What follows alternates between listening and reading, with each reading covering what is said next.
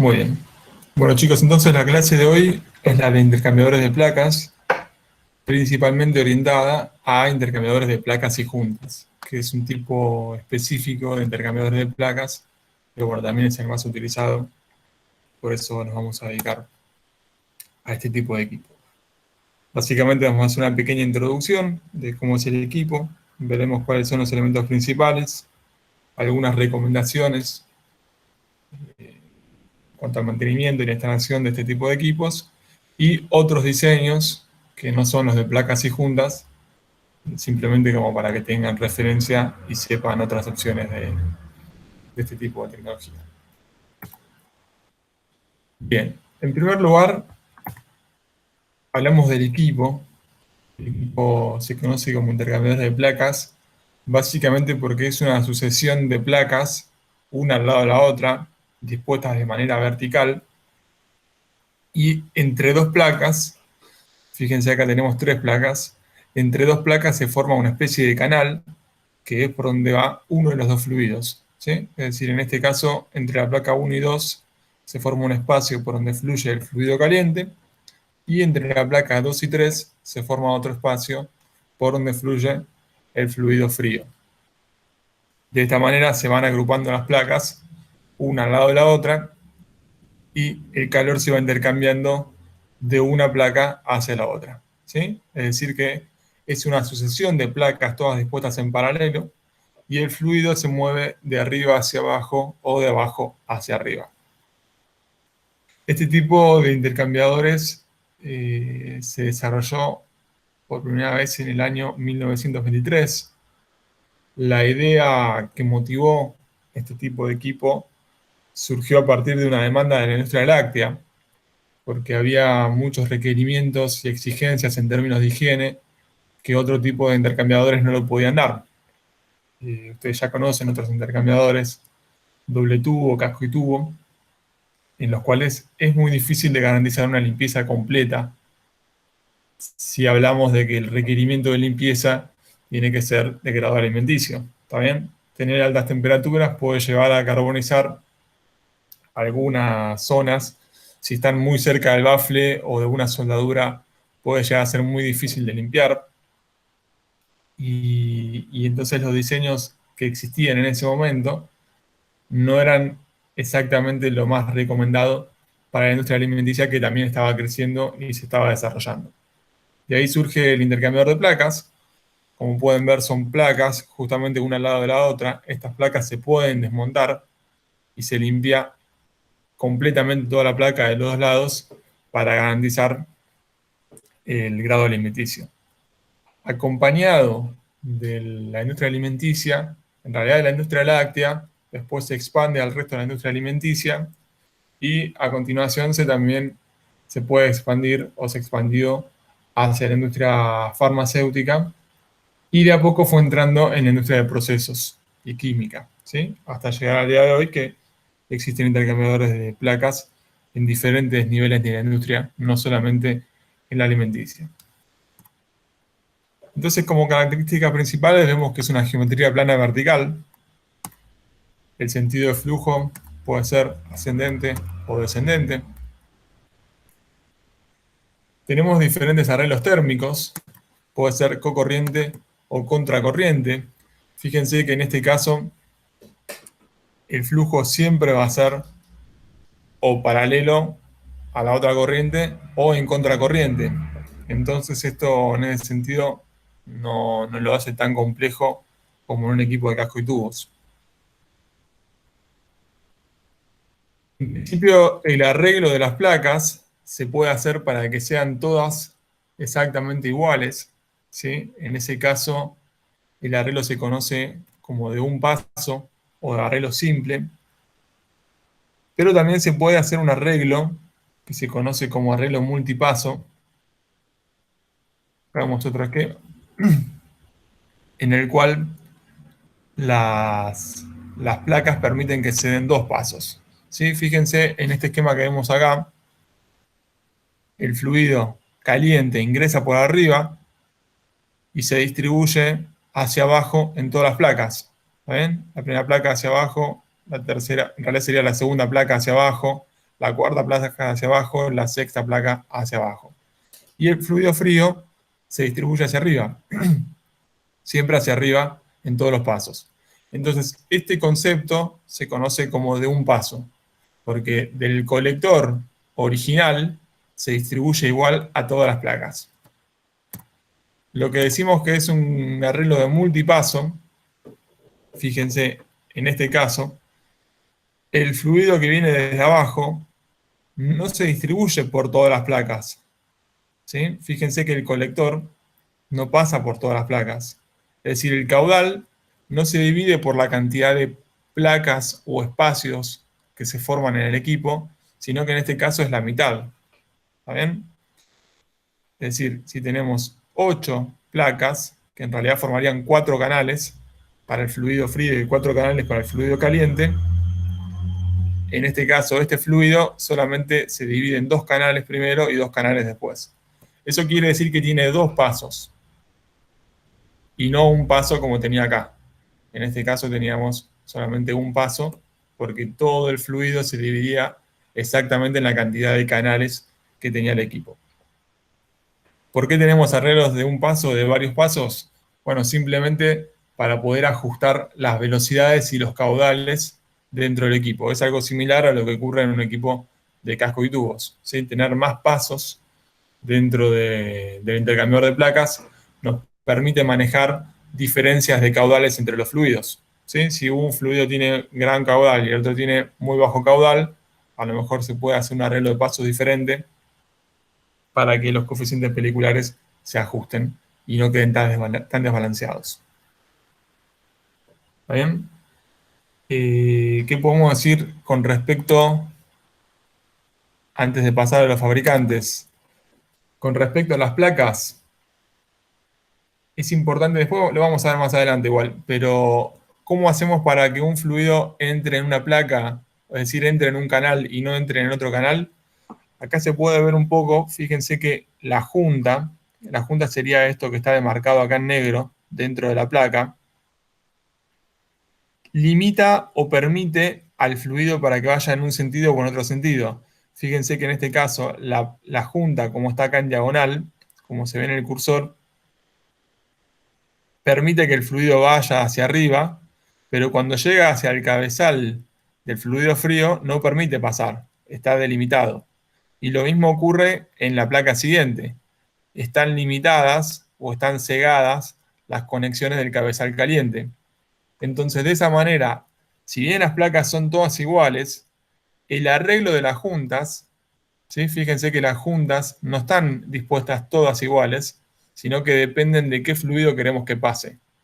Entonces, en un primer lugar tenemos un arreglo de juntas para permitir que baje el fluido frío o suba el fluido caliente, y otro arreglo de juntas que a su vez es el que nos va a permitir tener este tipo de arreglo de un paso o de varios pasos, ¿sí? Es decir, en este caso nosotros dejamos que suba el fluido, dejamos que suba el fluido otra vez, y acá se coloca generalmente un tapón, una tapa para que no siga avanzando, y sí dejamos o permitimos que avance en la zona superior.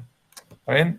Es decir que por eso se le conoce como intercambiador de placas y juntas, porque es tan importante la placa donde se realiza la transferencia de calor como la junta, que es la que direcciona el flujo. Con respecto a las juntas, otra de las funciones que tienen es separar las placas, ¿sí? Generalmente la separación es de unos pocos milímetros, entre 1 milímetro y 6 milímetros, digamos, a grandes rasgos. Y, lógicamente, entre la separación que nos queda, es decir, la altura de ese canal, va a ser el área de flujo que vamos a permitir. Y teniendo un área de flujo tan pequeña, lo que vamos a conseguir es que los coeficientes peliculares sean mayores y podamos transferir el calor de manera efectiva. ¿Está bien? Entonces, la combinación entre cantidad de placas, altura del canal o espacio del canal, cantidad de placas y diseño de la placa en sí mismo, va a ser lo que determine el conjunto total, ¿sí? Cuántas placas, de qué tipo, de qué tamaño, y en función de eso se determina la pérdida de carga y el calor transferido de acuerdo a lo que se haya especificado o solicitado. Bien, ¿qué podemos decir con respecto a los fabricantes? A diferencia de lo que ocurre con los equipos de doble tubo, casco y tubo, aeroenfriadores, hasta ahora lo que vimos en las unidades anteriores eran equipos que uno de alguna manera podía diseñar o especificar y después enviar a un taller más modesto o más elaborado, pero siempre hay un taller que lo podía fabricar. En este caso, no hay talleres que fabriquen intercambiadores de placa, sino que hay fabricantes especializados que se dedican solamente a la fabricación y comercialización de intercambiadores de placas. ¿Está bien? Entonces son estos mismos fabricantes los que diseñan y dimensionan el intercambiador de calor. No hay una manera en la cual ustedes puedan diseñar y ejecutar la construcción o seguir la construcción de ese intercambiador de placas. ¿Está bien?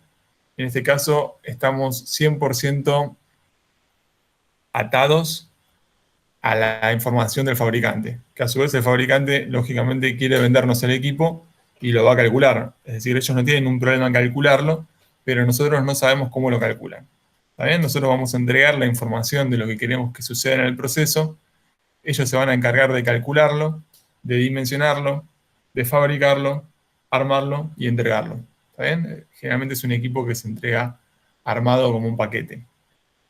Entonces empieza a ser una ventaja que sea un equipo tan desarrollado.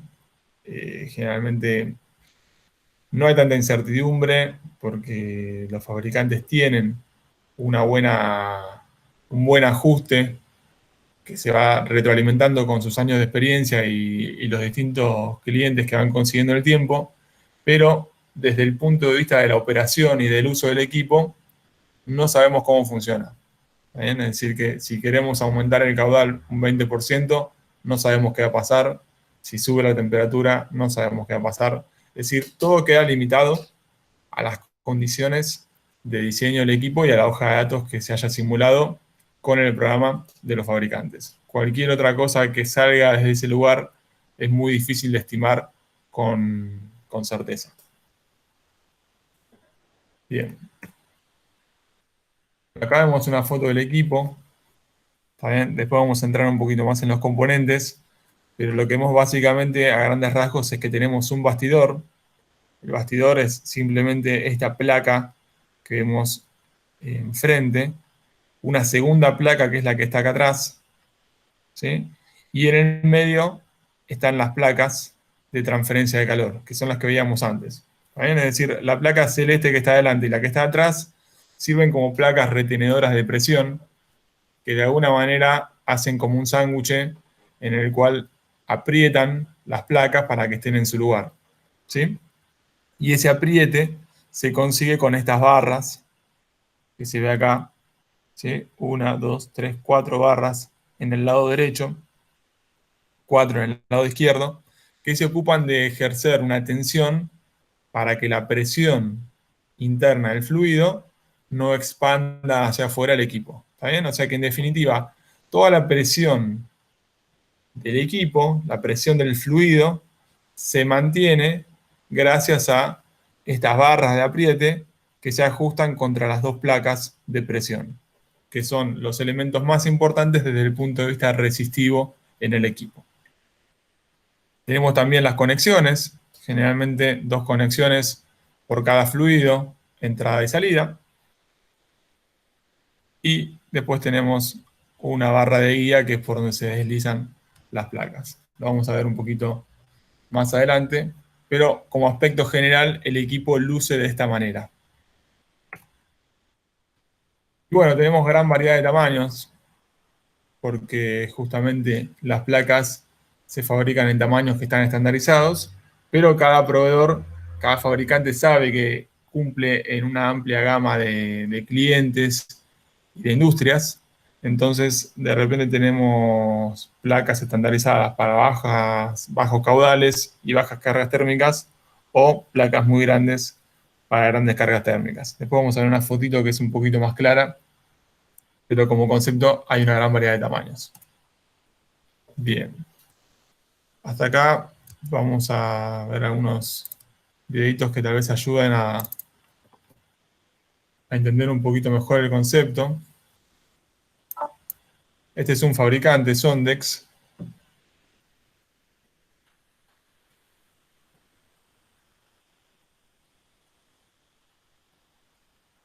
¿Sí? Acá se ve la placa. Fíjense la placa metálica y la junta. ¿Está bien? Fíjense lo que les comentaba antes de la junta.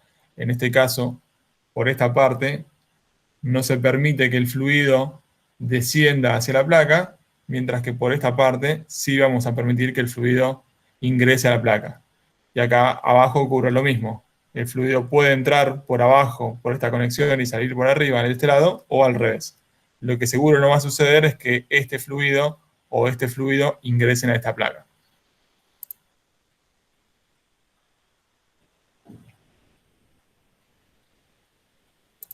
Acá están las dos placas de presión. Fíjense el espesor que tiene esta placa comparado con el de la placa de transferencia de calor. ¿Está bien? Estas son placas bastante más grandes en tamaño y en peso. Son placas resistivas de presión, no de transferencia. Y acá vemos cómo se van colocando las placas una a una. Recordamos que las juntas van a determinar que las placas no queden pegadas una al lado de la otra, sino que se forme un espacio entre dos placas y entre ese espacio va a ir el fluido. ¿Sí? O sea que se colocan todas las placas y después se aprieta cada una de las barras para tener la distancia esperada por el diseño. Ahí se ve cómo se hace el ajuste con todas las barras. ¿Sí? Fíjense cómo cambia desde acá, más o menos, que es la longitud del equipo sin apretar, y después con el ajuste se va acortando la distancia.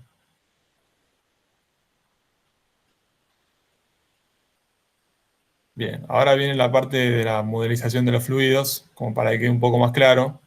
Fíjense el fluido frío, en este caso ingresa por abajo y se distribuye por los canales impares, ¿está bien? Por el canal 1, el canal 2 queda vacío, por el canal 3 y después por el canal 5. De abajo hacia arriba. Y acá está lo que les comentaba antes. En este caso la junta está bloqueando el paso del fluido, o sea que ingresa por abajo a la derecha y sale por arriba a la derecha. No hay posibilidad de que entre en los canales de la izquierda.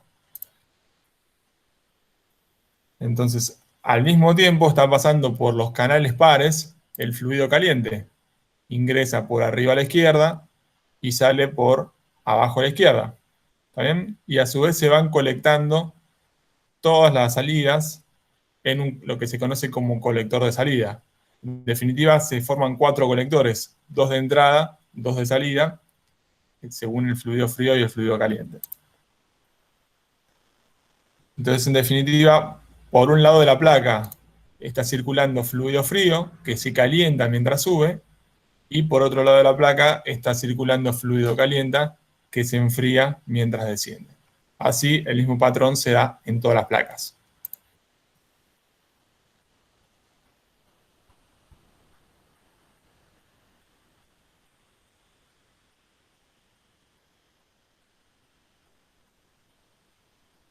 No sé si hay mucho más para ver acá, más que la animación.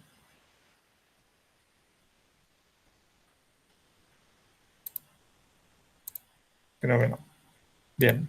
¿Está bien? Entonces, para destacar simplemente esto que decíamos antes, si acá lo pausamos y vemos cómo avanza el fluido caliente, vemos que el fluido caliente tiene un único canal de distribución, que es en la zona superior, y desde ese canal de distribución el fluido baja hacia todas las placas. ¿Está bien?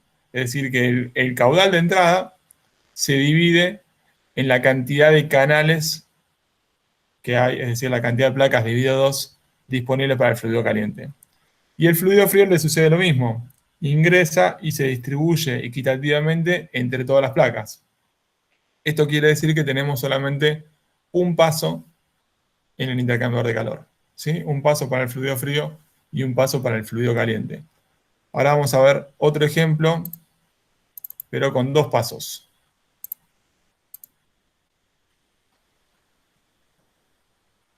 En este caso el video es de Alfa Laval, que es otro fabricante de equipos, bastante reconocido. Fíjense que desde el punto de vista constructivo pasamos de un fabricante a otro, pero el concepto del equipo sigue siendo el mismo. Tenemos las dos barras de presión, las barras de apriete, perdón, las dos placas de presión, todas las barras de apriete o de ajuste, y las placas en el medio.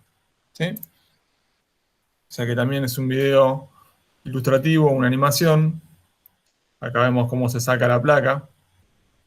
Fíjense que acá nos indica que estos dos canales se van a encontrar tapados, ¿está bien? En esta placa en especial.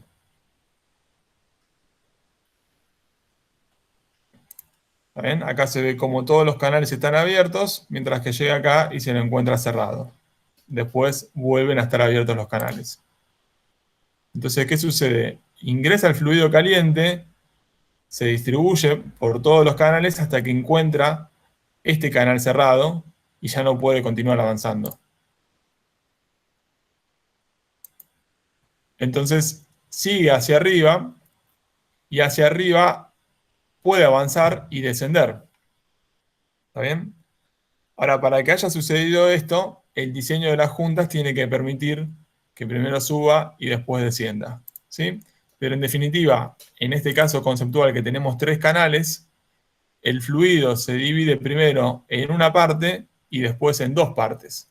¿Sí? O sea que cambia la distribución del fluido en relación a la cantidad de placas.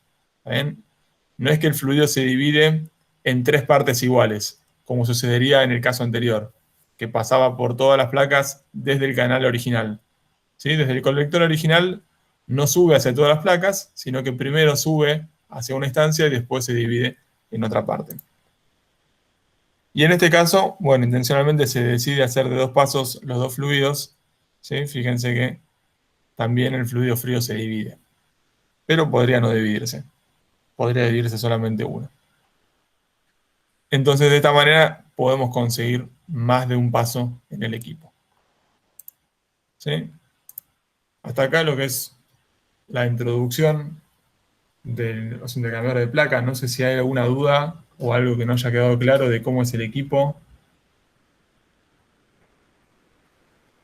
No sé si hay alguna pregunta. ¿Todo bien? Gracias por la aclaración. Si no, igual me pueden interrumpir más adelante y retomamos.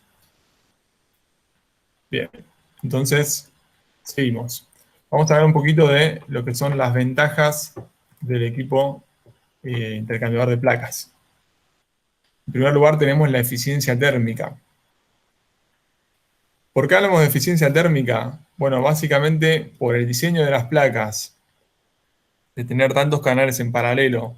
Ahí vimos un ejemplo que eran 2, 4, 6 placas, pero en la animación se veía que había un montón de placas más hacia atrás. También los equipos pueden tener 100, 200 placas e incluso más.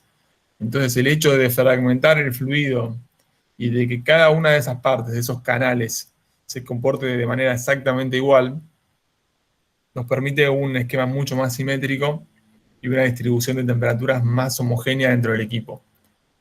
Eso nos permite trabajar de manera estable con temperaturas de aproximación de 5 grados de manera confiable, mientras que en un equipo de casco y tubo, este tipo de temperatura de aproximación tiende a ser en el orden de 10 grados. ¿Sí? Es decir, para estar cómodos en un intercambiador de casco y tubo trabajamos con 10 grados de temperatura de aproximación, mientras que el de placas nos puede dar hasta 5. Y si nos queremos ajustar, en un intercambiador de casco y tubos podríamos llegar hasta 5, pero en el de placas podemos llegar hasta incluso 2 en diseños muy especiales. Podría ser 3, como normal, pero todavía se puede llegar hasta 2 grados de temperatura de aproximación. Entonces, de esa manera, la recuperación de calor entre un fluido y otro, ¿sí? Recuerden que la temperatura de aproximación es la diferencia de temperaturas entre el fluido caliente que sale y el fluido frío que entra. ¿Sí? O sea que hablar de 2 grados significa que es máxima recuperación de calor, es casi la temperatura de entrada del fluido frío. ¿Sí? Entonces, en algunos procesos que exigen mucho esa temperatura, el intercambiador de placas termina siendo muy ventajoso con respecto a otros diseños de intercambiadores de calor. Con respecto a los materiales, ¿qué ventaja tiene el intercambiador de placas? Bueno, básicamente la gente que fabrica intercambiadores de placas sabe que aplica a un montón de industrias. Entonces, como línea de base, todas las placas se fabrican en acero inoxidable, ¿sí? Es decir, que es muy raro encontrar un intercambiador de placas donde las placas sean de acero al carbono. Lo más común, en la gran mayoría de los casos, es que sean de acero inoxidable o un material superior. Entonces, ¿por qué se puede hacer en un acero inoxidable y que no impacte tanto en el precio? La realidad es que las placas se fabrican por prensado y el espesor que tienen las placas es bastante pequeño. Entonces, de esa manera, no impacta tanto en el costo del equipo tener una placa de acero inoxidable, como sí impacta en otro equipo, por ejemplo, un casco y tubos, tener todo el equipo de acero inoxidable. ¿Está bien? Porque es un equipo mucho más pesado y al ser un equipo más pesado requiere más cantidad de acero inoxidable y por lo tanto es más costoso. ¿Está bien? Generalmente, si hablamos de precios, el intercambiador de placa está en el orden de 50 a 70% el costo de un equipo de casco y tubos. ¿Sí? O sea que es un equipo más económico. Y a su vez, si hablamos de una metalurgia que fuera todavía más compleja, ¿sí? Aleaciones especiales, digamos, por ejemplo, Casteloy, ¿sí? Va a ser todavía más marcada esa diferencia entre casco y tubos y los intercambiadores de placa, porque, de vuelta, es más económico fabricar las placas por separado que todo el intercambiador de casco y tubos. Bien, con respecto al mantenimiento, la ventaja que tienen los intercambiadores de placa es esta cuestión de que podemos desarmar el equipo completamente y hacer un mantenimiento completo, una limpieza que sea integral y estar seguros de que no quedaron restos de suciedad en ningún lugar, en ninguna esquina. Lo podemos ver. También en un intercambiador de casco y tubos tenemos los pasos en la placa de partición, en el cabezal de entrada, el cabezal de salida, tenemos los baffles, tenemos un arreglo triángulo o cuadrado, que en el mejor de los casos podemos hacer la limpieza, pero no conseguimos ver exactamente en todos los lugares de los tubos, ¿sí? Y por más que hagamos limpieza química, no siempre se da una compatibilidad perfecta para garantizar que todo el mazo de tubo y todo el equipo va a estar limpio. En cambio, en el intercambiador de placas, nosotros estamos viendo la placa, accedemos a ella y podemos verificar que la limpieza haya sido totalmente efectiva. Entonces, desde ese punto de vista, es una clara ventaja. Desde el punto de vista del desarme del equipo, puede ser una ventaja o no, dependiendo del tamaño del equipo. ¿Está bien? Porque en la medida que vamos aumentando la carga térmica entre los diferentes modelos, nos encontramos con placas muy grandes, con volúmenes de equipo muy grandes, muchas placas para desarmar y volver a instalar, y todo ese tiempo en el desarme del equipo también cuenta en el tiempo total de mantenimiento. Entonces, desde un punto de vista de costo de mantenimiento, no siempre es más económico limpiar el intercambiador de placas, dependerá del tamaño y la comparación entre el intercambiador de placas y el de casco y tubo, pero desde un punto de vista de la limpieza y la efectividad, siempre va a ser más efectivo un intercambiador de placas que uno de casco y tubos. Bien, desde el punto de vista de la adaptabilidad, es algo único entre los intercambiadores de calor la posibilidad de poder agregar placas, ¿sí? Es decir, nosotros tenemos un proceso, el proceso cambia y necesitamos más superficie de transferencia. Si existen una serie de condiciones que nos permiten y que aplican a este equipo, se pueden agregar placas, que en un equipo de casco y tubo es algo completamente irrisorio, es imposible. También el equipo se fabrica una vez y si cambia el proceso, bueno, con un poco de suerte, dejamos ese mazo disponible para algún otro proceso que también haya cambiado. Pero no hay forma de modificar el diseño, la superficie de transferencia de un equipo casco y tubo. En este caso sí, podemos agregar más placas. Lógicamente, para agregar más placas, el tamaño del bastidor tiene que ser lo suficientemente grande como para poder albergar estas placas nuevas, ¿sí? O sea que no es infinito, pero sí existe una flexibilidad de poder agregar o sacar placas, que si se prevé en el diseño, después es posible ampliarse en el futuro sin grandes costos, que en el equipo de casco y tubos es prácticamente imposible. Bien, tenemos otra ventaja que es diseño compacto y ensuciamiento. Esto es bastante marcado, el hecho de tener canales más pequeños, es decir, el espaciamiento entre las dos placas, habíamos dicho que era entre 1 y 6 milímetros, o sea que el área de flujo va a ser muy baja y la velocidad en cada canal es lo suficientemente alta como para que el coeficiente pelicular en promedio sea mejor que el de un casco y tubo.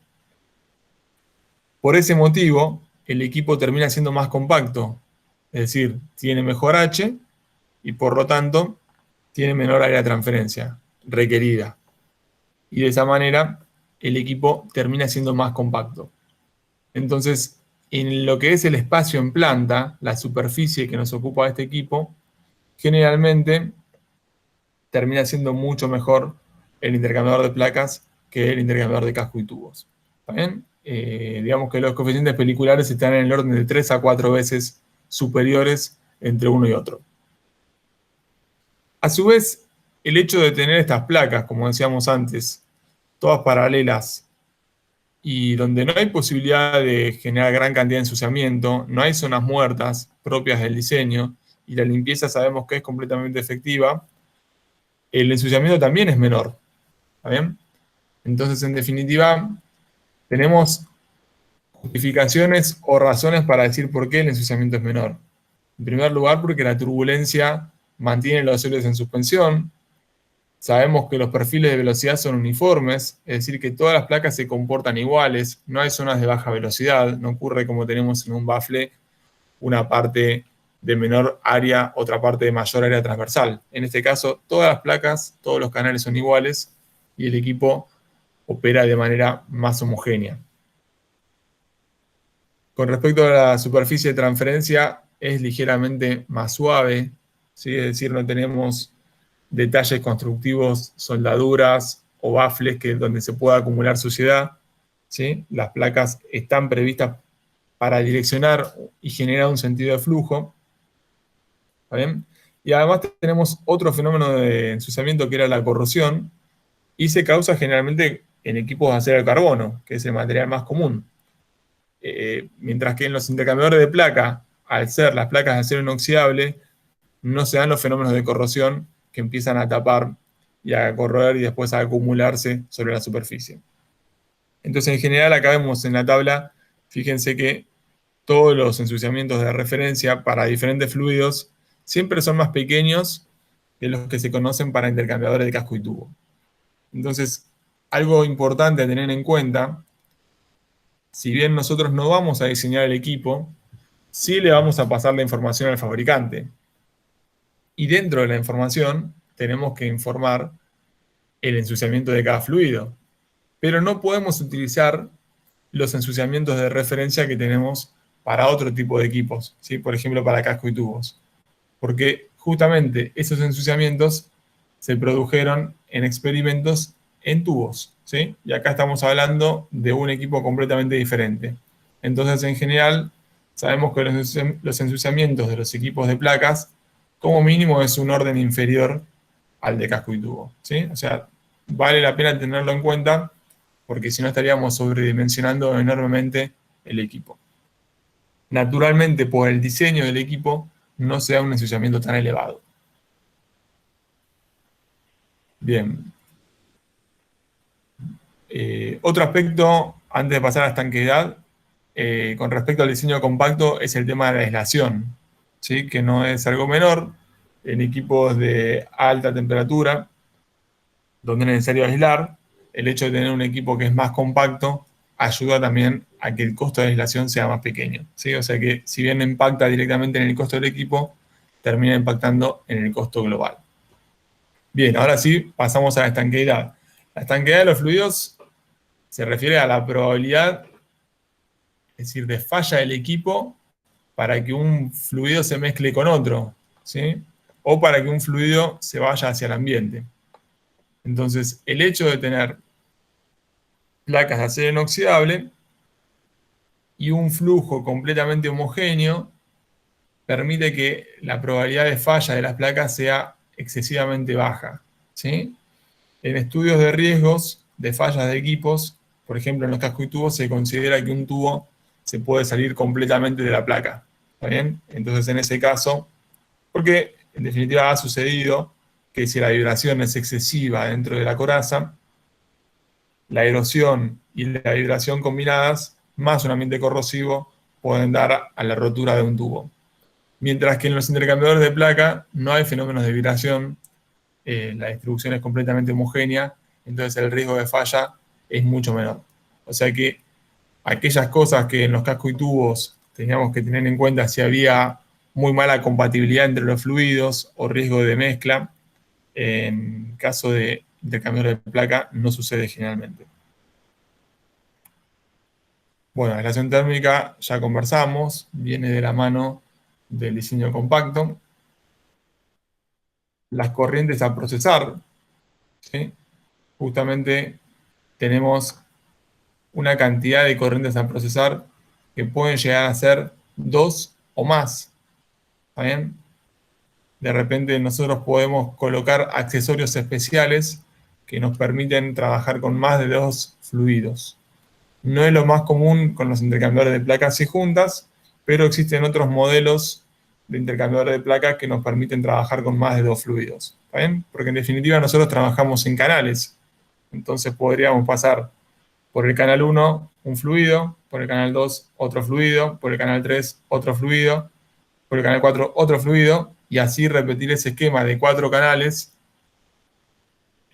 a lo largo de todas las placas, y estaríamos pasando 4 fluidos, o tal vez 3 o 2, que sería lo más común, ¿sí? Mientras que en el resto de intercambiadores de calor siempre estamos limitados a 2 fluidos, uno frío y uno caliente. Bien, vamos a las limitaciones. La temperatura de operación. Esto es característico de los intercambiadores de placa. ¿Por qué hablamos de temperatura de operación? Básicamente porque no podemos trabajar con cualquier fluido a cualquier temperatura. Uno de los principios fundamentales del equipo ya vimos que es el diseño de la junta. Y para que la junta haga un cierre efectivo, tiene que ser de un material elastomérico, ¿sí? Puede ser una buna, un EPDM, bueno, ya vamos a ver más adelante diferentes tipos de juntas, pero estas juntas tienen una limitación con respecto a la temperatura. Y generalmente si trabajamos con fluidos de 200 grados o más, se hace muy difícil pensar en un intercambiador de placas y juntas. En ese lugar, en ese caso, los fabricantes ofrecen otro tipo de equipos que no son de placas y juntas. Ya lo vamos a ver más sobre el final de la presentación. Es decir, que tienen algunas de las características de los intercambiadores de placas, pero también tienen otras que mejoran la temperatura. Pero bueno, en esto de cambiar el diseño y no ser exactamente un equipo de placas y juntas, también perdemos algunas de las bondades y las ventajas que dijimos antes, ¿sí? O sea que si nos limitamos exactamente al intercambiador de placas y juntas, tenemos una limitación de temperatura que viene de la mano del tipo de junta que podemos utilizar. Después, si queremos ir a otro tipo de intercambiador de placas, que no sea de placas y juntas, tendremos que analizar de vuelta todas las ventajas, serán menos, y todas las desventajas que tal vez sean también menos.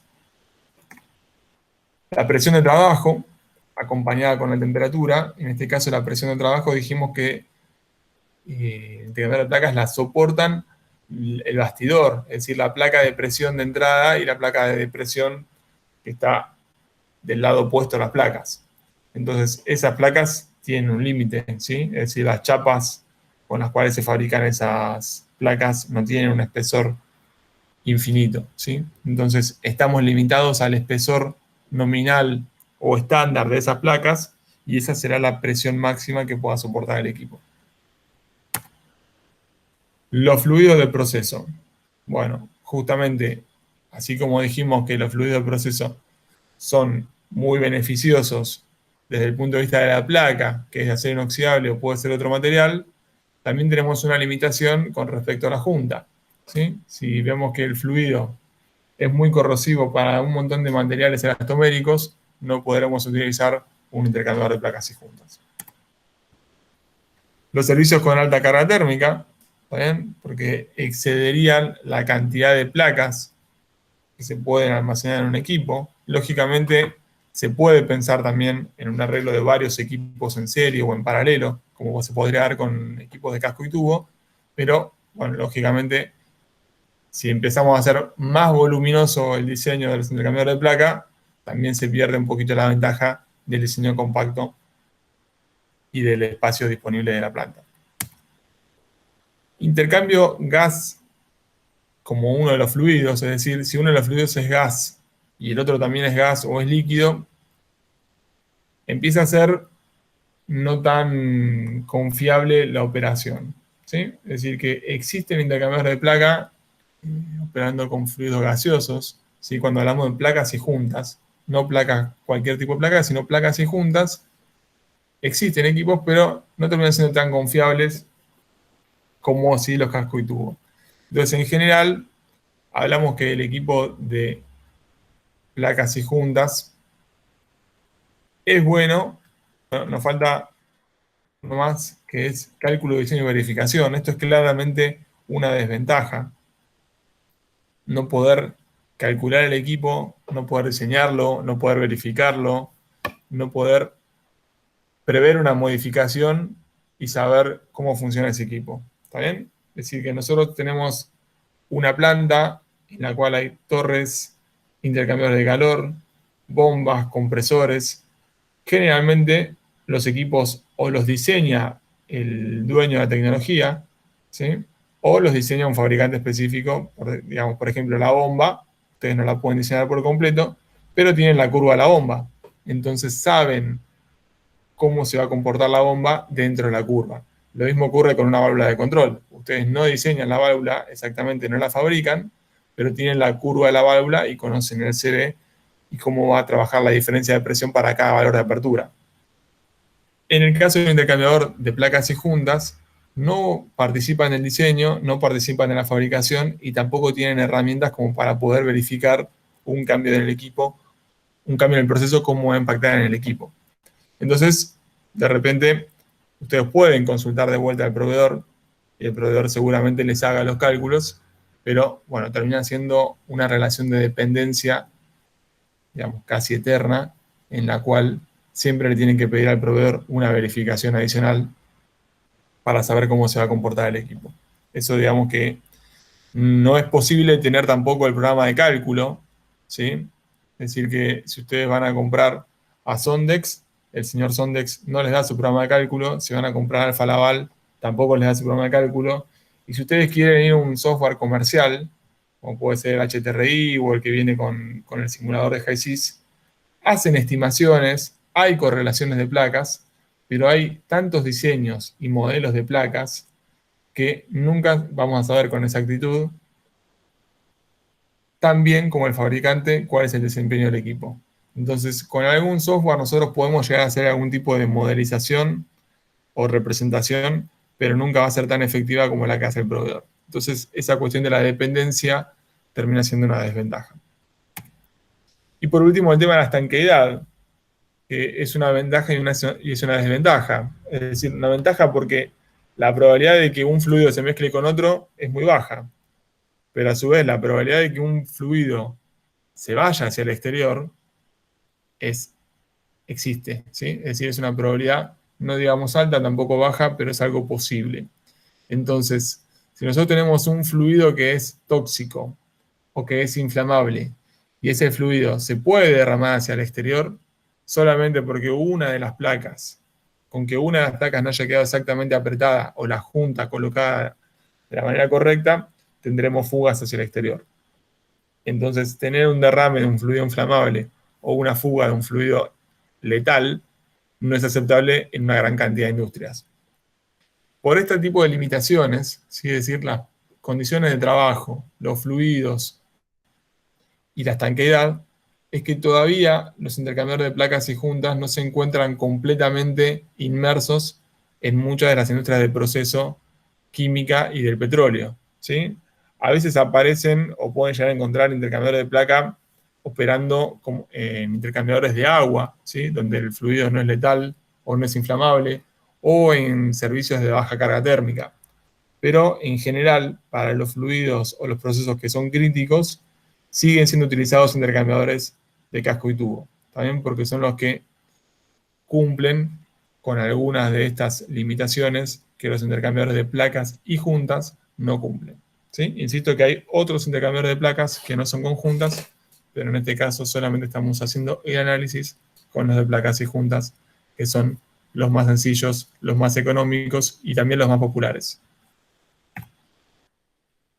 Bien, antes de pasar a los componentes, ¿alguna duda, alguna pregunta de lo que vimos hasta ahora?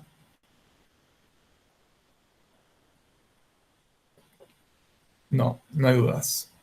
Bien, pasamos a los componentes. Entonces, bueno, acá vemos un poco, tal vez un esquema de lo que se veía antes en los videos, una apertura de los elementos principales. Vemos la placa de bastidor, sería la placa número 1, en este caso la vemos acá, y la placa de presión, la placa número 2. ¿Está bien? Tenemos las barras de soporte, también que son las que realizan el apriete entre las dos placas de presión. La barra guía superior es la número 4, es un perfil que le da forma al bastidor y es por la cual se deslizan todas las placas. ¿Sí? La barra de guía inferior, la columna de apoyo, el número 6, se ve por acá, es un perfil, ¿sí? Que vincula la guía superior, la guía inferior, con la primera placa de presión. ¿Sí? Y, lógicamente, las placas. Cada una con su junta, acá no están indicadas las juntas porque se entiende que cada placa ya tiene montada su junta. Bien. Vamos a hablar ahora de las placas. ¿Qué decimos de las placas? Como ventaja de las placas tenemos la disponibilidad. ¿Sí? ¿Qué significa exactamente disponibilidad de la placa? Bueno, justamente que el fabricante no está esperando nuestro pedido, por lo menos no en la mayoría de los casos, sino que el fabricante suele tener placas en stock y almacenadas en algún depósito que no sabemos dónde está, pero está almacenado. ¿Sí? Es decir, el proveedor generalmente tiene distintos centros de fabricación en el mundo, digamos, tiene en India, en Francia, en Brasil, fábricas donde se realiza justamente la fabricación de cada una de estas placas. ¿Está bien? Dijimos que las placas se fabrican por prensado. También el prensado es un proceso de conformado por frío y depende de una matriz. También la matriz será lo que le da la forma final a la placa. Entonces, por el tipo de producción que tienen estas placas, la economía del proceso va en la dirección de producir en serie una gran cantidad de placas. Entonces, los fabricantes en definitiva terminan, digamos que tiene 10 tipos de placas, sabe que la placa número 5 se vende más, entonces fabrica más de la placa 5 y sabe que la placa 10 se vende poco, entonces fabrica poco. Y tienen un stock que de alguna manera, según sus estimaciones, acompaña con la demanda del mercado a lo largo del año. Y también van haciendo ajustes en la medida que sube o baja la demanda, pueden ir produciendo más o menos. Entonces, en general, cuando uno especifica o necesita un intercambiador de placas, consulta al proveedor, el proveedor dice, bueno, esto va con 50 placas tipo A, 50 placas tipo B. Esas placas ya están disponibles, solamente que están disponibles en algún lugar del mapa que tal vez no sea nuestro país. Entonces, no tenemos un tiempo de fabricación del equipo, sino que generalmente el tiempo es un tiempo de importación. En algunos casos, el representante local también tiene algunas placas, o sea que en ese caso es casi instantáneo. ¿Sí? O sea, nosotros pedimos la hoja, el vendedor nos dice 50 tipo A, 50 tipo B, están en stock, te las armo, en una semana, en 2 semanas ya puede estar el equipo completamente armado. ¿Bien? Mientras que un equipo de casco y tubo nunca está armado, siempre hay que diseñarlo, siempre hay que fabricarlo, siempre hay que probarlo. ¿Está bien? O sea que desde el punto de vista de la competitividad de uno versus el otro, tiende a ser más competitivo el intercambiador de placas porque es más disponible. ¿Está bien? A veces en nuestro país, a veces importando, pero en el peor de los casos siempre termina siendo más rápido el intercambiador de placas que el intercambiador de casco y tubos. Bien, con respecto a los materiales, ya dijimos un poco, bueno, que el material más utilizado es el de acero inoxidable, pero también se pueden utilizar otro tipo de materiales, también titanio, cobre, aleaciones de níquel molibdeno y otro tipo de materiales, ¿sí? La única limitación es que por el tipo de fabricación, dijimos que es prensado, un proceso de conformado por frío, no todos los materiales se pueden procesar, ¿está bien?, en este tipo de conformado, por las características mecánicas. Entonces, encontramos raras excepciones como el circonio, que no se pueden fabricar placas de circonio. Podría llegar a ser una desventaja, pero la realidad es que con el resto de las aleaciones se cumple bien la mayoría de los procesos, entonces es una limitación que no termina aplicando exactamente en la industria en la que nos movemos, ¿sí? O sea que hay una amplia disponibilidad de materiales y bueno, lógicamente, si pensamos en placas de acero inoxidable, seguramente consigamos en stock. Si pensamos en placas de titanio, una placa de 1 metro por 2 metros, bueno, tal vez no esté disponible y tengamos que esperar un poco. Pero, insisto, tampoco va a estar disponible la barra de tubo, tampoco va a estar disponible la chapa para hacer la coraza, ni el taller que pueda procesarlo. Entonces, fabricar un equipo en titanio va a ser siempre una dificultad y comparativamente vuelve a ser ventajoso el equipo de placas versus el de casco y tubo. Bien, vimos que la placa tiene una corrugación. Vamos a ver después otra foto, no sé en qué momento sale, pero vimos que tiene una corrugación, es decir, no son placas planas, lisas, tienen un relieve, tienen una forma. Y la realidad es que todas las placas no son iguales, es decir, que cada fabricante tiene modelos de placas y esas corrugaciones favorecen la turbulencia y a su vez aumentan la superficie de contacto. ¿Está bien? Es decir, donde hay una especie de onda, tenemos más superficie de contacto que si tuviéramos una superficie plana. Entonces, como concepto es eso, tenemos más turbulencia para mejorar el coeficiente pelicular. Esa turbulencia evita ensuciamiento, o sea que mejora todavía el rendimiento del equipo, y a su vez, tener una onda, una superficie que no es plana, sino que tiene una rugosidad, una corrugación, perdón, no una rugosidad, sino una corrugación, le da más refuerzo a la placa en términos de resistencia mecánica. Entonces, cada diseño de corrugado nos va a permitir, o en realidad le va a permitir al fabricante, una función específica. Algunos corrugados son específicos para transferencia de calor, mientras que otros corrugados son específicos para pérdida de carga, ¿sí? Es decir, que si ustedes tienen un proceso que está muy ajustado en pérdida de carga, no va a utilizar un proceso, perdón, las mismas placas que otro proceso donde no hay limitación tan ajustada de pérdida de carga. ¿Está bien? Insisto, cada programa, cada fabricante va a dar una combinación de placas que pueden ser iguales o no, en el cual se va a optimizar el tamaño del equipo para que dé el producto más competitivo y de menor tamaño, ¿sí? También tenemos placas especiales para diferentes tipos de procesos, ¿sí? Por ejemplo, evaporación o condensación, ¿sí? Es decir que básicamente, bueno, acá estaba la imagen. Este es el tipo de placa más común, el que vemos acá, el que sería la placa en B. Fíjense que tenemos acá el canal de distribución, una pequeña zona donde se distribuye el fluido, ¿sí? Porque decimos que viene por uno de los canales, entonces se distribuye en esta primera parte a lo largo de toda la placa.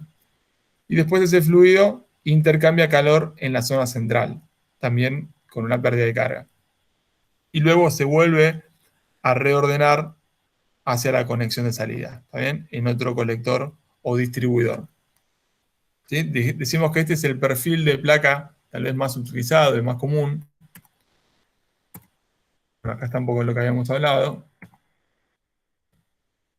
Vamos a dar una imagen de más placas, ¿sí? Que creo que es el que está en el PDF, pero básicamente destacamos que por un lado es bueno tener una gran cantidad de placas porque se optimiza cada uno de los diseños y cada uno de los procesos, y por otro lado es malo porque a la hora de querer estimar lo que hace el fabricante con una correlación, es completamente imposible porque las pocas correlaciones que están disponibles son tal vez para este tipo de placa, pero bueno, justo el proveedor le puso 1 milímetro menos, un espaciamiento diferente, otro tipo de onda, y ya la correlación no nos sirve. Entonces, si bien este es el tipo más común, a veces hay algunas variaciones que también nos sacan de la correlación. Por eso no vamos a ver correlaciones acá. Insisto que ustedes pueden encontrar en algunos libros correlaciones, pero no vale la pena estudiar correlaciones porque cada correlación es para una placa y no sabemos la placa que vamos a tener y tampoco tenemos la correlación del fabricante. Entonces es perder tiempo en un cálculo que no nos lleva a ningún lugar. Bien, con respecto al espesor, dijimos que por un lado estaba el espaciamiento entre las placas, entre 1 y 6 milímetros, pero cada placa en sí misma va de 0,5 milímetros a 1 milímetro. Tal vez un poquito menos, tal vez un poquito más, pero digamos que es entre medio milímetro y 1 milímetro el espesor. ¿Sí? Y el objetivo de tener un espesor de placa es justamente resistir la presión diferencial entre los dos fluidos. También de un lado tenemos el fluido caliente, de otro lado tenemos el fluido frío. El espesor de esa placa nos va a permitir resistir esa presión diferencial. Y también la presión diferencial entre cada uno de los fluidos y la atmósfera, ¿sí? Que generalmente suele ser la mayor presión diferencial. Entonces tenemos, por un lado, soportar la condición extrema, ¿sí? Es decir, supongamos que uno de los fluidos no está y tenemos que tener la presión de un fluido versus la de la atmósfera. Entonces, en ese caso, determinamos el espesor o se determina el espesor más la corrugación que también ayuda para disminuir el espesor y la deformación. ¿Sí? O sea que en ese sentido nosotros no participamos del diseño, pero sabemos que elegir, o sea que se haya elegido una placa de 0,5 o de 1 milímetro, dependerá de las presiones del fluido. Bien, con respecto a la superficie de transferencia, decimos que cada placa puede tener un área muy pequeña o muy grande. ¿Sí? En términos de metros cuadrados, decimos que para modelos, también esto es el dato, digamos, más extremo desde el punto de vista más pequeño. ¿Sí? En modelos de laboratorio, lo más chico que se puede conseguir es 0,03 metros cuadrados. ¿Ven? 0,03. Y en equipos de gran tamaño podemos llegar hasta 3 metros cuadrados. ¿Sí? Es decir, que un factor de 100 entre la placa más grande y la placa más chica. En el medio, un montón de modelos. ¿Ven? Acá llegó la foto que estaba buscando. ¿Sí? Fíjense acá una persona promedio, no sé qué altura tendrá, pero imagínense entre 1,70 y 1,80. Y el abanico de posibilidades de placas que hay. ¿Está bien? Hay placas que son tan altas como una persona promedio, hay placas que son mucho más altas que una persona, y hay placas que son extremadamente más pequeñas. ¿Sí? Fíjense esto lo que es, o sea, súper chiquita, es lo mismo que un zapato. Entonces, el hecho de tener una gran cantidad de placas y grandes tamaños también aplica a una gran cantidad de procesos. De vuelta, miremos los perfiles de las placas. También fíjense, acá tenemos como líneas horizontales, acá líneas verticales, acá no se distingue un patrón, acá tenemos como cuadrantes definidos, acá está el de la onda en B. Entonces, ¿qué tipo de correlación vamos a utilizar en estas placas si son todas diferentes? Y si cada proceso, por la experiencia del proveedor, puede tener una placa o múltiples placas. ¿Sí? A veces el proveedor puede decir que esta es la placa A, esta es la placa B, y pone 50 placas de estas y 20 de estas. Las combina, porque sabe que esta placa transfiere mejor, convierte mejor a la energía térmica, y esta convierte mejor la pérdida de carga. Entonces las combina de manera tal que no se desperdicie pérdida de carga y se transfiere el calor necesario. O sea que en ese sentido es muy confiable el intercambiador de calor. Generalmente el sobrediseño no tiende a ser tan alto como el de casco y tubo, porque podemos confiar en lo que nos ofrecen, pero es comprar un producto completamente a ciegas. ¿Sí? Ventajas y desventajas. Bien. Y bueno, lógicamente la cantidad de placas depende de justamente un balance entre un montón de factores. El tipo de placa que se utilizó, el tamaño de la placa, ¿sí? La distribución del fluido dentro de esa placa, y a su vez, en equipos de gran transferencia, está la variable que es el bastidor. Es decir, no podemos poner 1000 placas en un bastidor, ¿está bien? Porque después no tenemos fuerza para resistir y para apretarlas, ¿está bien?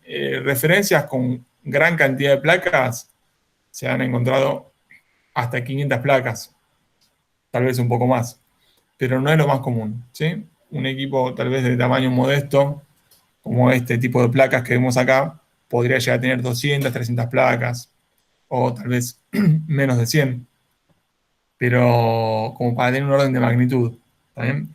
Pero tampoco es infinita la cantidad de placas. Si necesitamos gran cantidad de placas, lógicamente pasaremos a un diseño de placas más grandes o a más de un equipo en serie o en paralelo.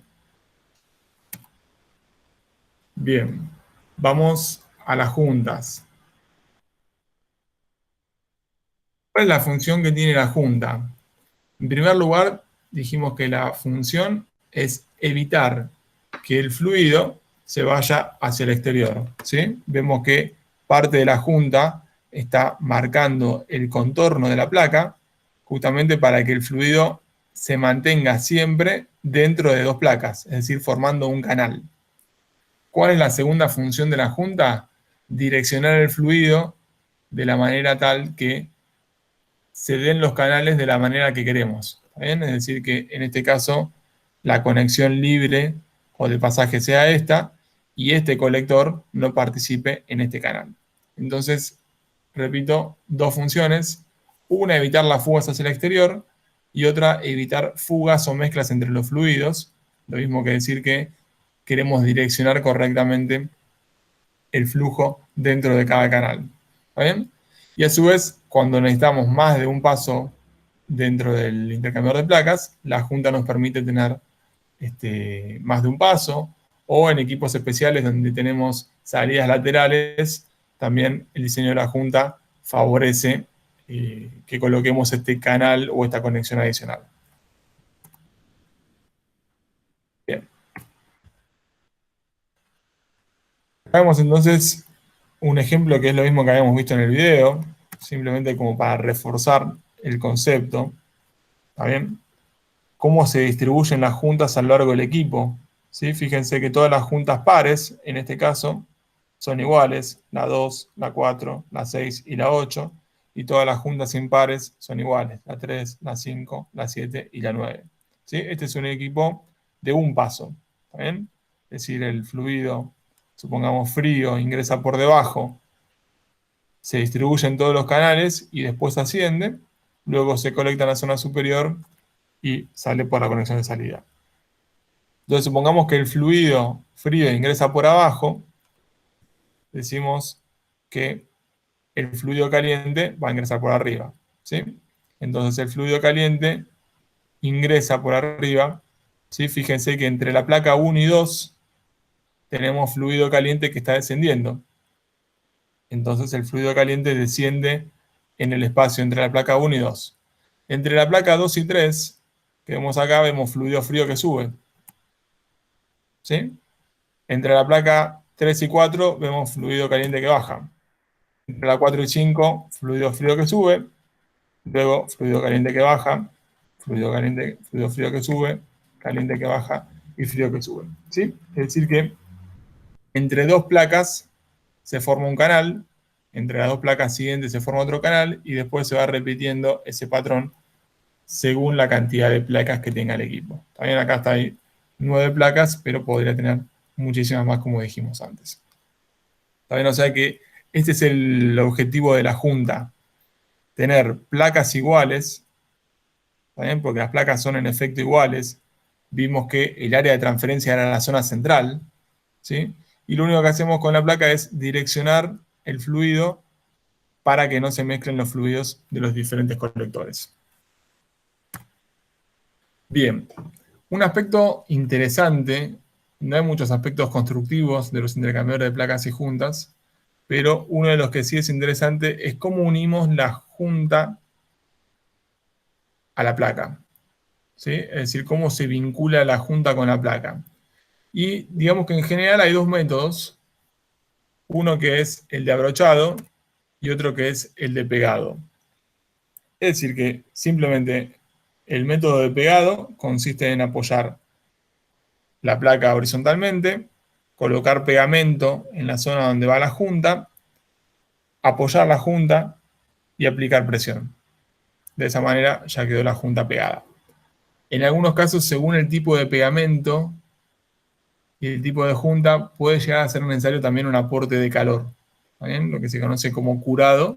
Ese curado se puede dar en un horno o se puede realizar aplicando una pistola térmica. ¿Está bien?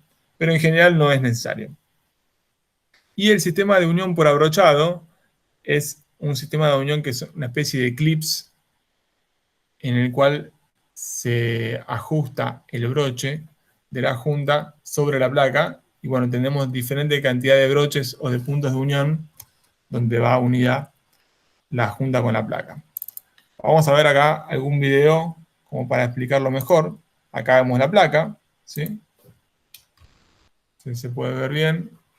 Acá vemos la placa. Dijimos que esta era la zona de distribución, la parte de arriba y la parte de abajo, y la zona central es donde se transfiere la energía.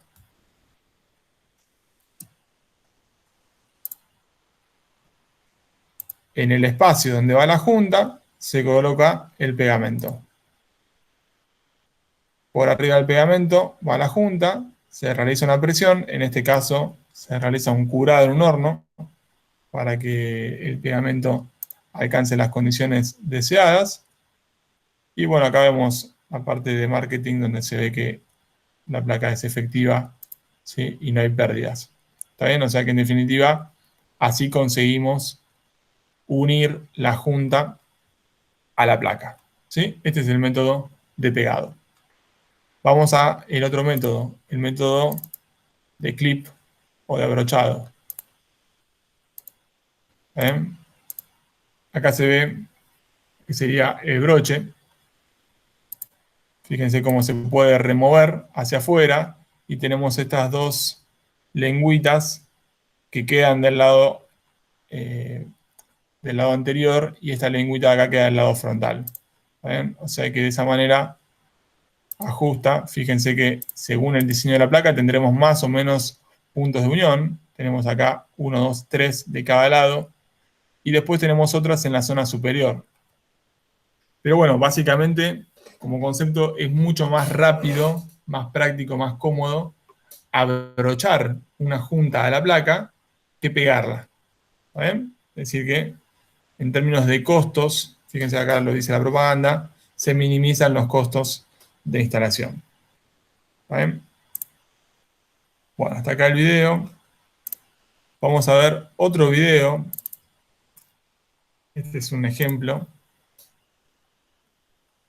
Este es Tranter, que es otro fabricante, donde en el video nos explica cómo reemplazar la junta, porque hasta acá es el diseño de la junta y cómo se vincula. Ahora pensemos en qué tengo que hacer yo cuando saco el equipo para limpiarlo. Tengo que sacar la junta y poner una junta nueva. Entonces, ¿cómo hago para sacar la junta? Si la junta es del tipo pegada, fíjense que está completamente unida la junta con la placa. Utilizamos alguna herramienta para ejercer presión y despegarlo. ¿Sí? Fíjense que esto no le va a llamar la atención a la mayoría de las personas. Lógicamente acá tenemos que tratar de tener cuidado de no dañar la placa. Es decir, no podemos aplicar cualquier herramienta ni la presión en el sentido incorrecto. Y después despegamos la junta. Esto es una demostración. Lógicamente no siempre va a ser posible hacerlo de esa manera. Después, con algún solvente removemos el pegamento que haya quedado adherido, ¿sí? Porque una de las reglas básicas de la unión por pegamento es que las superficies tienen que estar completamente limpias y secas. Entonces, donde hubo pegamento, hay que limpiar completamente para volver a poner la nueva junta con el nuevo pegamento, ¿sí? Entonces, fíjense que si bien es una demostración, la persona lo hace lento, no es una operación tan rápida como la de desabrochar y abrochar. ¿Sí? No hay que dañar la placa. Acá viene otra vez la persona con el pegamento, el adhesivo, por todo el contorno donde se va a apoyar la junta.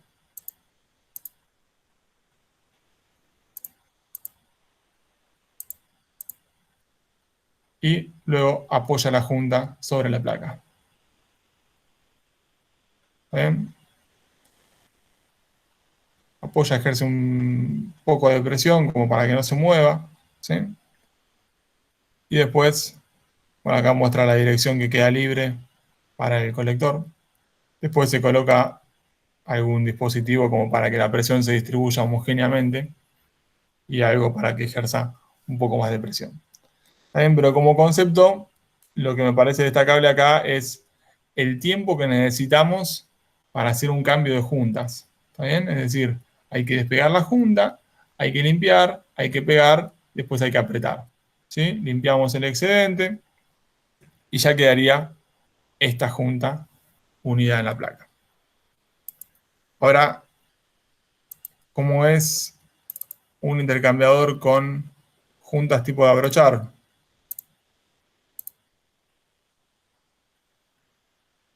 Bueno, acá vemos una persona que nos muestra el equipo. Fíjense cómo removemos la placa de presión. Ven que todas las placas están de alguna manera colgadas, como si fuera una percha, ¿sí? Donde se deslizan de un lado hacia el otro. Ven que este equipo tiene conexiones laterales, no es lo más común, pero es un arreglo posible. ¿Bien? O sea, tener derivaciones o entradas en el medio del equipo. Bien, entonces fíjense cómo la desabrocha. Básicamente saca cada uno de esos clips y en unos pocos segundos ya sacó la placa. La tiene abajo. Tiene la junta vieja, limpia, todas las zonas. Luego viene con la junta nueva y la coloca en el mismo lugar utilizando cada uno de los broches. También insisto que son demostraciones, se hacen más lento para que se pueda ver y apreciar el trabajo, pero en general el trabajo de cambiar una junta pegada por una tipo brochada es bastante diferente. ¿Sí? Es mucho más rápido una junta tipo de abrochar que una junta de pegar. Y acá, bueno, vemos el ejemplo en el cual la junta estaba partida, porque, bueno, de repente uno puede comprar juntas que sean todas iguales, ¿sí? Sabemos que las juntas no son todas iguales, pero las podemos comprar todas iguales y cortarle los lugares que no corresponden. Entonces nos hacemos a medida las juntas diferentes, ¿sí? Es decir, almacenamos un tipo de junta, pero después a la hora de aplicarla la modificamos para que nos quede el objetivo que buscamos, ¿sí? Bien, entonces acá termina el video. Volvemos a la presentación. Entonces, como concepto tenemos dos tipos de unión. Cualquiera pensaría que, sin dudarlo, va a la junta de tipo brochado. ¿Y por qué existen las juntas de pegado? Bueno, existen las juntas de pegado simplemente porque son las primeras juntas que se inventaron cuando se inventó el equipo. Entonces, si bien desde el desarrollo de las juntas de tipo de broche es el método que más se popularizó, hay un montón de matrices, es decir, un montón de tipos de placas y tamaños que no se actualizaron. ¿Bien? Porque hay una cuestión de matricería de fondo en el cual el fabricante no va a tirar esa matricería solamente porque ahora puede hacer juntas abrochadas. Si las puede vender con tipo pegada, las va a vender. Es decir, hay que amortizar toda esa matricería y no se ha amortizado en todos los modelos. Entonces, de repente, en equipos de pequeño tamaño, ustedes pueden elegir juntas tipo abrochada o pegada, mientras que en equipo de gran tamaño, tal vez la única junta disponible sea la que se pega, y lo cual les va a llevar a más tiempo de desarme y de rearme. ¿Bien? Bien, con respecto a los materiales, vemos acá los más comunes, ¿bien? NBR, PDM, Vitón, ¿sí? Y vemos acá en el margen izquierdo las temperaturas máximas. ¿Bien? A esto me refería antes cuando les decía que el equipo está limitado por la temperatura de operación. ¿Sí? Justamente porque en la medida que vamos subiendo la temperatura, tal vez el FKM es uno de los que mejor sella, pero tiene una limitación a los 100 grados. Después podemos seguir con el EPDM, que también es bastante bueno, pero llegamos a los 120. Entonces, el proceso está a muy alta temperatura y no podemos utilizar un intercambiador de placas y juntas porque la junta no resiste esa temperatura. De repente, si el intercambiador o el proceso es de baja temperatura, el intercambiador de placas y juntas va a ser realmente competitivo. Bien, pasamos al bastidor. Dijimos que el bastidor está conformado por dos chapas robustas, ¿está bien? Placa de bastidor y placa de presión. Y estas chapas soportan toda la fuerza, toda la presión que tenemos en el sistema. ¿Está bien? Una de las funciones es alojar a las placas. Otra de las funciones es el soporte estructural.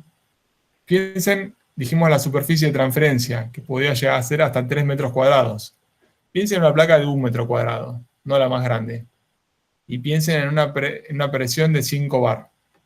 ¿Está bien? Es decir, 1 metro cuadrado de superficie, 5 bar de presión, que es una presión baja. La fuerza que tenemos en 5 bar de presión y 1 metro cuadrado es de 500.000 newton, ¿sí? Es decir, 50 toneladas de fuerza. Entonces, en una placa de gran superficie, aunque la presión sea poca, la fuerza que tiene que soportar el bastidor es muy elevada.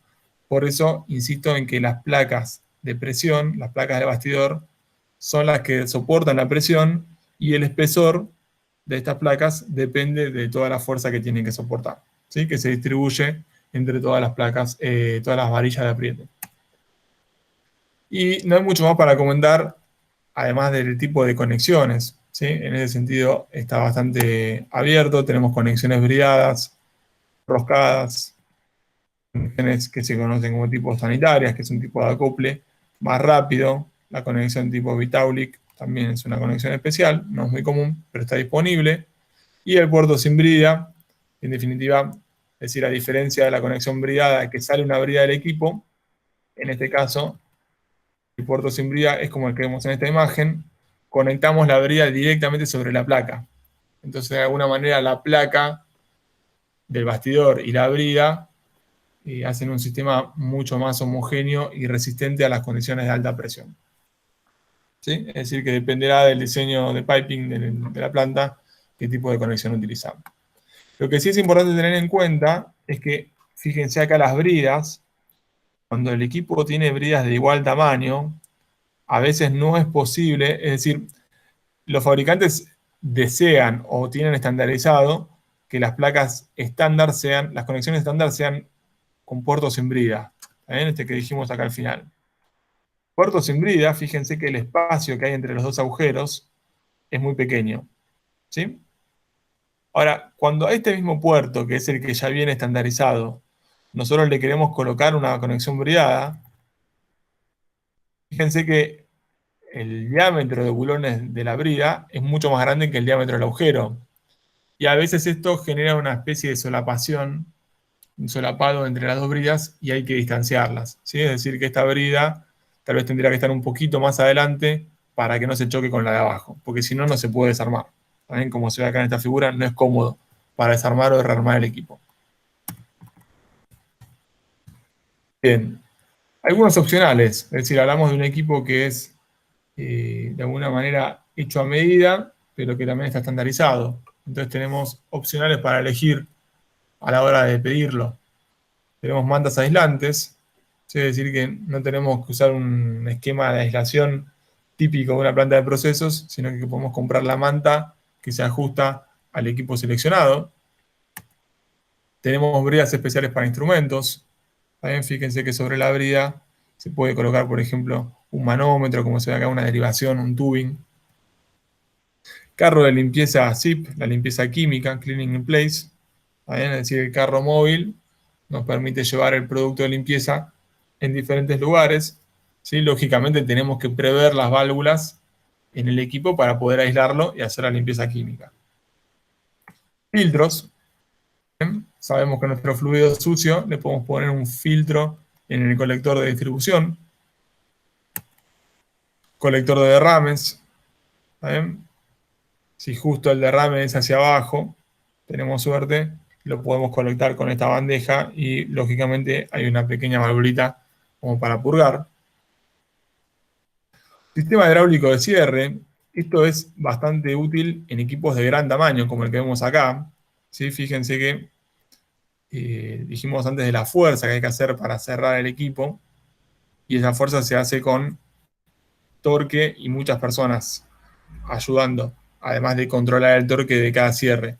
Entonces, un sistema hidráulico realiza la fuerza en lugar de la persona de mantenimiento y le aplica el torque justo que se necesita para cada tipo de apriete. Entonces, de esa manera no forzamos a la placa, no le exigimos a tensiones locales, sino que la tensión se distribuye de manera homogénea como lo pensó el fabricante. Y bueno, también tenemos pantalla de protección contra fugas, ¿sí? Como dijimos que era una desventaja las fugas entre las juntas, se puede tener una pantalla que, sumado a la bandeja de colección, no evitan que haya derrames, pero de alguna manera limitan el riesgo, ¿está bien? Es decir, que si fueran líquidos se puede llegar a quedar más confinado y ayuda un poco a la limpieza del sector. Bien, desde el punto de vista de la especificación del equipo, dijimos que no podemos hacer nada más que eso, no podemos hacer nada más que especificarlo porque nosotros no lo vamos a diseñar. Entonces, ¿qué tenemos que completar si hacemos la hoja de datos del equipo?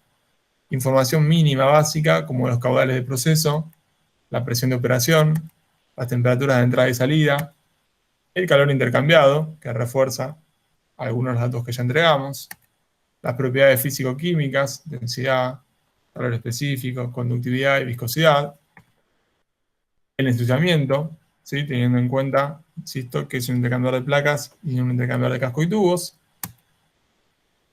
la pérdida de carga admisible de cada fluido, las condiciones de diseño mecánico, ¿está bien? Es decir, tenemos presión y temperatura de operación, también tenemos presión y temperatura de diseño. Los materiales, ¿está bien? Los materiales de la placa, del bastidor, de las barras, de las juntas, todos los materiales del equipo. El tipo de juntas, si es para abrochar o para pegar, después el proveedor nos dirá si está disponible. Y el tipo de conexión, también como las que vimos antes, bridada, puerto para brida, roscada, etc. Con todo esto, el fabricante del equipo tomará las condiciones de proceso para elegir las placas, la combinación de placas, cantidad y tipo que satisfacen la transferencia de calor y la pérdida de carga, y luego dimensionará todo el bastidor utilizando los materiales que indicamos, y de esa manera les pueden pasar un precio de la unidad. Es decir que la tarea del ingeniero de procesos se limita a hacer una hoja de datos con esta información. Puede haber un poquito más, pero no mucho más. El resto de la información que falta en la especificación tiende a ser más una cuestión administrativa de cómo es el transporte, cómo es el pago, cuáles son los plazos de entrega, garantías, pero no tanto en cuanto a la fabricación, que si vemos la complejidad que tiene el equipo de casco y tubo, es abismal la diferencia, ¿está bien? O sea, está todo del lado del proveedor, en este caso. Bueno, la protección superficial, si dijimos que el bastidor es de acero de carbono, cómo va a ser la pintura, el esquema de protección contra el ambiente, y accesorios, los que vimos antes, si fuera necesario algo, también lo tenemos que especificar. Bien, vamos cerrando la presentación. Recomendaciones desde el punto de vista de la instalación. En primer lugar, tenemos que considerar ampliaciones futuras, ¿sí? Es decir, se pueden agregar placas, pero no es infinita la cantidad de placas. Entonces, de repente, nosotros pedimos un equipo, el fabricante nos dice 100 placas, nosotros le podemos decir, dame un bastidor para que almacene 150 placas. Después, yo las placas las regulo con el apriete de la barra, ¿sí? Pero tengo que garantizar que el bastidor va a resistir la presión final y que las barras van a ser lo suficientemente largas como para agregar todas las placas que yo necesito en el futuro, ¿sí? Entonces, las ampliaciones futuras son fáciles de manejar, pero es mejor si las tratamos en la etapa inicial. Desde el punto de vista de los espacios disponibles, ¿sí? Vemos que acá tenemos una distancia, si tenemos el ancho del equipo, y tiene que haber una distancia libre como para poder sacar la placa o trabajar con una herramienta y apretar. Es decir, acá puede haber otro equipo puede haber una pared, puede haber otro tipo de interferencia. Entonces, en general se recomienda que el espacio libre sea como mínimo 1,5 veces el ancho de la placa. ¿Está bien? Es decir, no solamente el ancho de la placa, que parecería ser lo mínimo que tenemos que dejar, sino 1,5 veces el ancho de la placa como para que se puedan poner las manos, hacer esta parte, digamos, donde pivotea la placa en el eje y poder manejarnos con comodidad. Lógicamente, cuanto más espacio dejemos, más agradecida estará la gente de mantenimiento, pero también ocuparemos más espacio en planta. ¿Sí? Simplemente tener esa consideración. Válvulas de bloqueo y purga, ¿sí? Es decir, que siempre se recomienda tener una válvula en cada conexión para poder bloquear el equipo, lo mismo que ocurre en un equipo de casco y tubos. Una obra civil, esto aplica para equipos de gran tamaño, ¿bien? Para no apoyar todo el peso del equipo sobre el piso o sobre la losa de la planta o del lugar donde se instale, sino que se distribuya homogéneamente la carga del equipo. El izaje, bueno, dependiendo de cada equipo, tendremos un manual de montaje, pero hay algunas recomendaciones básicas, por ejemplo, no utilizar autoelevador, ¿sí? Para no perjudicar, para no dañar con las uñas del autoelevador a las placas. También no está preparado para manejarse con autoelevador. No hacer lingas sobre las conexiones, porque las conexiones no están preparadas para soportar todo el peso del equipo, ¿sí? Es decir que el lingado correcto sería este, también utilizando la placa de presión como elemento que resiste el peso del equipo. Si lo vamos a apoyar en una fundación, anclarlo, también no dejarlo móvil, el equipo tendría que estar estático. Bien, otra recomendación es marcar la posición. Fíjense que podemos hacer una marca, ¿está bien? Diagonal. Piensen que ustedes después algún día van a sacar las placas para hacer la limpieza y lo mejor es volver a poner cada placa donde estaba, ¿sí? Entonces, de esta manera, teniendo una marca, simplemente pintadas las placas, nosotros nos aseguramos de que no hubo placas que quedaron en una posición incorrecta. Un dibujito, pero me parece que quedó en otra presentación, ¿sí? Es decir, que de esta manera nosotros nos aseguramos que todas las placas están en el lugar correcto y que no hay una placa que está al revés. Es decir, nos quedó placa, junta, y no nos quedó, por ejemplo, placa, junta, placa. ¿Está bien? Parece por ahí un poco evidente, pero imagínense que después de armar un equipo con 300 placas, que una junta va de un lado, la otra junta va del otro, es posible encontrar errores, ¿sí? Entonces, con este tipo de dibujos mejoramos un poco o reducimos la probabilidad de falla.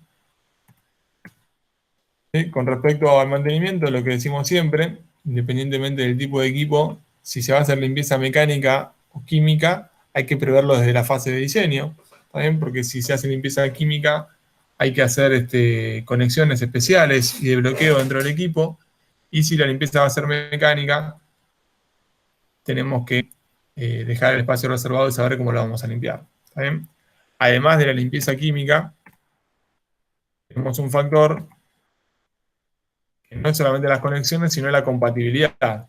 ¿Está bien? De repente ustedes tienen un agua que van a usar como fluido de proceso, pero después el agua tenía muchas incrustaciones y van a pasar un ácido, no es lo mismo la compatibilidad de la junta con el agua que la junta con el ácido. Entonces, a la hora de especificar el equipo, si se va a utilizar una limpieza química y va a ser muy agresiva, hay que buscar una junta que sea compatible con el fluido de proceso y con el fluido de limpieza.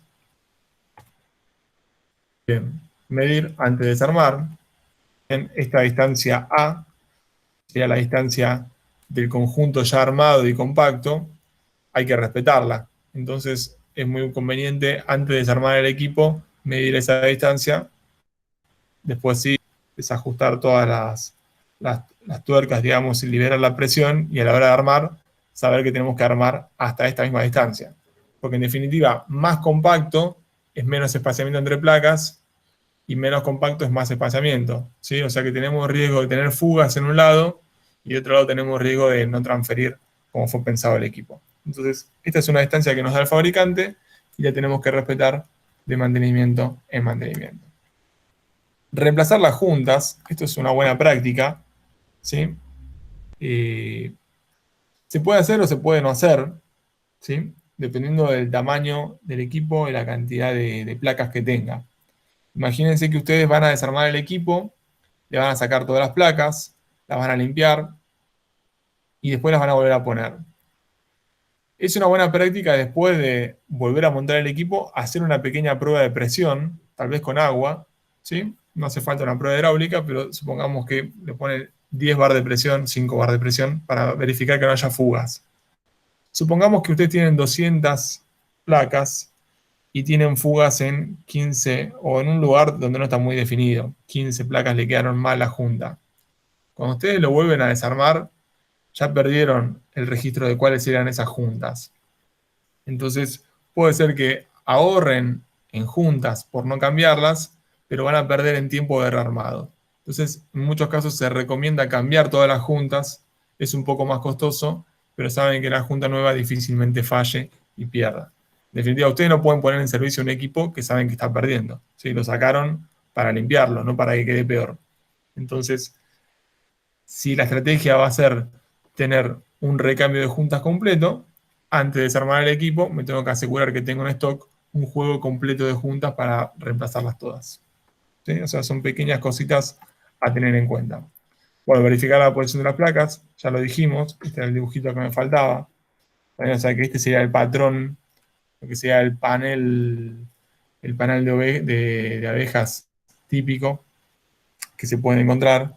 Y esto sería que tal vez las placas no se acomodaron de la forma correcta. Respetar el torque, ¿sí? O sea, cada uno de estas barras se tiene que apretar con un torque específico. Y también hay una secuencia de armado para no exigir localmente a la placa de presión. Prueba de estanqueidad, ya lo dijimos. Y vamos a lo último, que son los diseños particulares, ¿sí? Es decir, que salimos de los intercambiadores de placas y juntas estándar, que son los que veníamos viendo hasta ahora, y pasamos a otro tipo de equipos que bueno, no son exactamente de placas y juntas, pero también son equipos que se distribuyen comercialmente, ¿sí? O sea que encontramos condensadores. Fíjense que tenemos una conexión de gran tamaño, ¿está bien? Es decir, la entrada de vapor, y después tenemos la salida de condensado. Y de repente el otro fluido, si fuera agua de enfriamiento, no tiene por qué cambiar el tamaño de la conexión. ¿Está bien? O sea que si ustedes ven un equipo de placas de esta característica, se dan cuenta rápidamente que es un condensador, porque solamente uno de los fluidos tiene mayor tamaño de conexión es decir, una sola conexión tiene mayor tamaño. Otra posibilidad es un evaporador.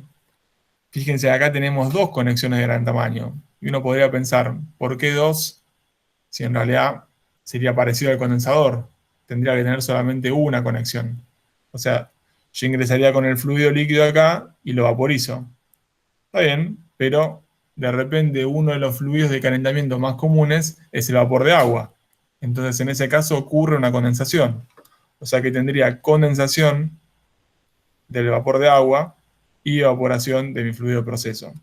Por eso el equipo ya viene pensado con dos conexiones grandes y después tal vez varias para almacenar la conexión de salida, ¿sí? En el caso de un evaporador de placas, el mecanismo de funcionamiento es más parecido a un termosifón. También recuerden que el fluido caliente ingresa por abajo, se distribuye en todas las placas y asciende por efecto de la diferencia de densidad, por el calentamiento. Entonces, si se utiliza un intercambiador de placas como evaporador, hay que pensar en una instalación más parecida a un termosifón y no tanto a la que vimos que se conoce como marmita o kettle, que el mecanismo es completamente diferente. También acá no tenemos ebullición en reposo, sino que tenemos ebullición en movimiento, ¿sí? Bien, placas de paso ancho, ¿está bien? Dijimos que el espaciamiento era entre 1 y 6 milímetros, pero de repente podemos utilizar placas que tengan mayor espaciamiento justamente para fluidos que puedan llegar a ser más sucios, porque tienen sólidos en suspensión, porque tienen fibras. Con este tipo de placas nosotros podemos tener canales mucho más grandes. ¿sí? Generalmente 5 milímetros, pero podríamos llegar a pedir entre 8 y hasta 17 milímetros, ¿sí? O sea que le damos, según el fluido de proceso, a veces se trabaja con pulpas o fluidos que tienen gran cantidad de cosas disueltas. En ese caso, podemos retenerlos en los filtros o tal vez nos interesan que sean parte del proceso, no queremos filtrarlos, tampoco queremos tapar el intercambiador, entonces utilizamos placas más grandes. Lógicamente podemos utilizar placa más grande de los dos lados, ¿sí? O sea, placas de paso ancho doble, es decir, los dos fluidos podrían llegar a tener sólidos en suspensión. Bien, semisoldados. Este es el tipo de equipo que se conoce como equipos con cassettes, ¿está bien? Que serían, es decir, en vez de tener placas, placa junta, placa junta, placa junta, viene un paquetito que se conoce como cassette, que es un diseño de placa junta, placa, todo integrado. ¿Está bien? Es decir, que uno de los fluidos ya viene confinado. Por ejemplo, el fluido caliente ya viene confinado. Entonces, nosotros no vamos a desarmar el equipo en tantas placas y juntas como tengan los fluidos, sino que vamos a desarmar este tipo de cassettes o paquetes donde el fluido, supongamos el más agresivo, va a ir adentro de los cassettes y el otro va a fluir por afuera entre las placas y las juntas. ¿Sí? Es decir, que las juntas se colocan no entre dos placas, sino cada dos placas. ¿Está bien? Este tipo de diseño es muy útil justamente para, dijimos, fluidos letales, peligrosos o inflamables. ¿También? Dijimos que no había compatibilidad, tal vez, o no queríamos aceptar el riesgo de fuga del fluido peligroso hacia el ambiente, pero si en vez de tener una junta nosotros tenemos un cassette, que es algo que ya viene soldado completamente, no hay riesgo de fuga. ¿Está bien? Entonces, desde ese punto de vista, es una ventaja. ¿Podemos limpiar el cassette en su interior? No, porque está soldado. Entonces tenemos ventajas. El uso de fluidos peligrosos, letales, inflamables, resiste más presión, también resiste vacíos, pero dijimos que como desventaja tenemos esta limitación en cuanto a la ventaja principal de poder desarmar completamente el equipo. Solo podríamos limpiar el exterior de los cassettes, que es por donde va el otro fluido. También tenemos equipos totalmente soldados, ¿sí? Que se conocen como braseados. ¿Bien? De repente son los equipos que tienen el diseño más compacto, porque justamente al no tener la junta entre las dos placas, podemos reducir el tamaño, el espaciamiento de cada par de placas y el tamaño global del equipo parece que no, pero se reduce bastante. Tiene más eficiencia térmica, tenemos mayores condiciones de operación disponibles, ¿sí? Podemos trabajar tal vez hasta 30 bar, hasta 200 grados, ¿sí? Porque ya no nos limita la junta como si nos limitaba antes. Y la probabilidad de fugas es bastante baja. O sea que, de vuelta, más ventajas y más desventajas con respecto al diseño de placas y juntas. Y después, por último, otro de los tipos de intercambio de placa es uno que se conoce con superficies extendidas.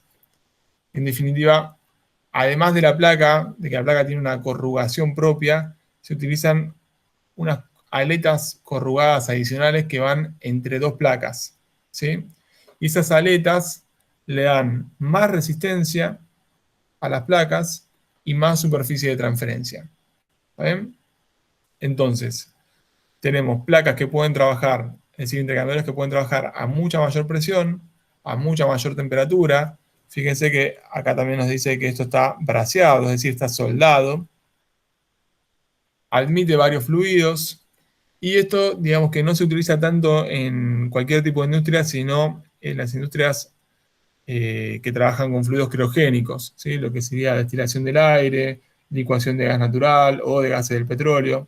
Todo lo que sea procesos a muy baja temperatura tienden a usar este tipo de intercambiadores en esa parte de los procesos, ¿sí? Son intercambiadores muy especiales, pero siguen siendo intercambiadores que no se fabrican como un diseño completamente nuevo, sino que el fabricante ya les va a ofrecer algún módulo específico o una combinación de esos módulos.